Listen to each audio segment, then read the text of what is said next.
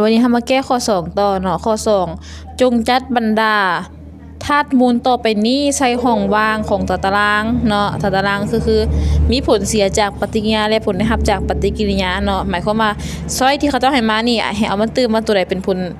ลเสียจากปฏิกิริยาเคมีและตัวใดเป็นผลได้รับจากปฏิกิริยาเคมีเนาะเริ่มต้นจากข้อที่1การผลิตยาเสพติดพวกน้องคิดว่ายาเสพติดมันเป็นสิ่งที่ดีหรือบ่ดีเนาะการผลิตยาเสพติดเนาะมันเป็นสิ่งที่บ่ดีเนาะฉะนั้นมันจึงมาจัดอยู่ห้องนี้เนาะเป็นผลเสียจากปฏิกิริยาทางเคมีเนาะเดี๋ยวอาจารย์สิเฮ็ดเป็นซ้อยจังซี่ซะเนาะหมายเลข1เนาะหมายเลข2เลข3เลข4เลข5เลข6เลข7เลข8เฮ็ดสิเนาะถ้าตัวใดถูกเฮามาใส่เนาะตัวใดแม่นตัวใดเฮาก็เขียนเลขนั้นใส่ตัวที่1การผลิตสิ่งเสพติดการผลิตยาเสพติดเนาะมันเป็นผลเสียจากปฏิกิริยาเคมีแม่นบ่โอเคตัวนี้เนาะแสดงว่าตัวนี้เป็นเลข1แล้วเด้อบ่ต้องหมายอันนั้นก็ได้เนาะนะการผลิตยาเสพติดเนาะแม่นผลเสียจากปฏิกิริยาเคมีเบิ่งตัวที่2มื้อนี้การผลิตเหล้า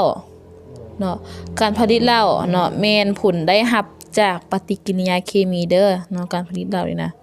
แม่นผลที่ได้รับจากปฏิกิริยาเคมีเนาะ3การจุดถ่านเนาะการจุดถ่านก็แม่นผลที่ได้รับเนาะแสดงว่าข้อ3ก็แม่นเนาะการจุดถ่านเพราะสิ่งใดที่ว่าได้เป็นประโยชน์เนาะสิ่งใดที่มีผลประโยชน์นะมีคุณประโยชน์เนาะมันจะแม่นผลได้รับจากปฏิกิริยาเคมีส่วนว่าผลเสียแม่นตัวที่ก่อให้เกิดความบ่ดีที่ซะเนาะ4ไฟไหม้ป่า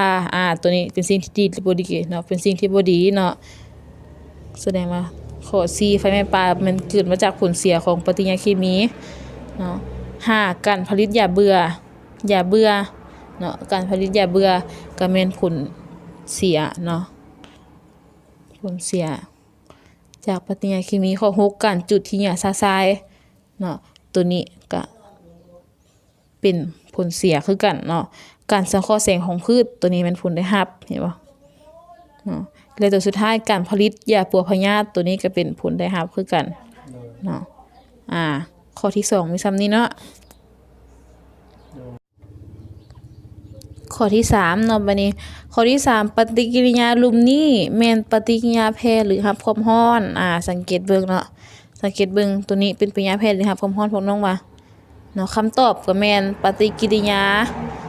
แพร่ความร้อนเนาะตัวนี้เนาะจะเป็นปฏิกิริยาแพร่ความร้อนเด้อข้อนี้เนาะ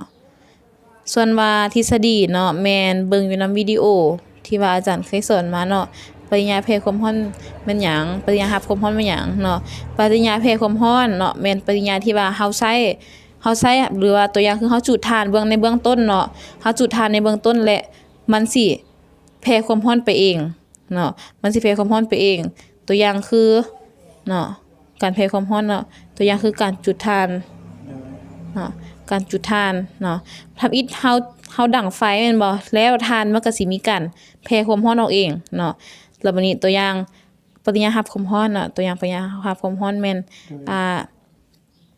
ตัวอย่างคือการต้มน้ำเนาะการต้มน้ำให้ฝุดเนาะตัวอย่างคือการต้มน้ำให้ฝุดนี่เฮาจะต้องได้ใส่ความร้อนอยู่ตลอดเวลาเนาะต้องใส่ความร้อนตลอดเวลาเข้าไปเพื่อว่าจะเฮ็ดให้น้ำหั่นเนาะฝุดมันจึ